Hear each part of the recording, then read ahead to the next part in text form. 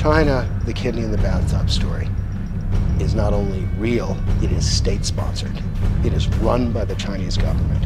And it does not just use regular prisoners, rapists, murderers, and the like.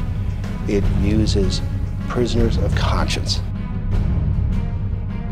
The majority of these prisoners are practitioners of Falun Gong, which is a peaceful Buddha school practice. These prisoners in China are being held in camps, having all their vital statistics taken, blood type and so on, and then executed when on demand, when a suitable recipient makes a booking for surgery to receive a kidney or heart, liver or other organ. And they're treated like animals, and they're slaughtered like animals. That is why I consider this a crime against humanity, not a question of prisoners' rights or rights abuse.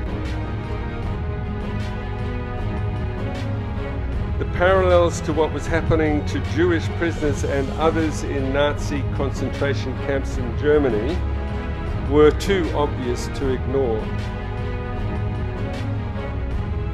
The government in China was doing a terrible thing, which is comparable to what the Nazis did. And the Falun Gong persecution began in July of 1999. Organ transplants in China began doubling and tripling from the year 2000. Many practitioners refused to reveal their identities in order to protect their families, so that leads to a large pool of unidentified or anonymous prisoners in good health who are, quote, not on the books. They can be killed with impunity. Everybody knows that Falun Gong practitioners are considered healthier than many people. You don't smoke or drink, you are very disciplined, you do exercises every day, and tragically, a lot of people who have hepatitis or whatever, both in China and outside of China, think they must get liver, whatever organ from a Falun Gong practitioner. And as David Matus and I discovered, there's a real effort to get Falun Gong, innocent prisoners of conscience from Falun Gong, to be killed for their organs. There's no evidence that Falun Gong is a cult of any sort. There's no evidence of political action to try and bring down the Chinese government. There's no evidence of anything other than a deep desire to be left alone to practice their spiritual beliefs in peace and to not be locked up and murdered. China is a sovereign country.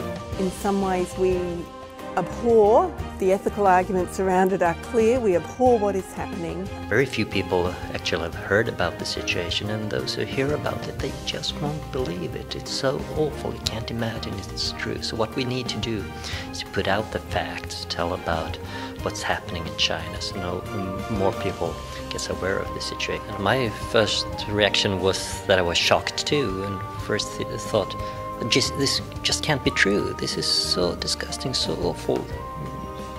Mankind can't be that mean. But then you get the facts, the numbers of people being murdered, and you see it's true. The regime in China is this awful. And when you realize this is true, you have to do something about it. So what can we do? My action is to try and publicize these atrocities. I'm hoping that you too will give this your attention by letting your friends know, speaking to people at work. I'm sure you, like me, would want to let other people know this is going on, because ultimately we need to bring pressure on China to stop this atrocious activity.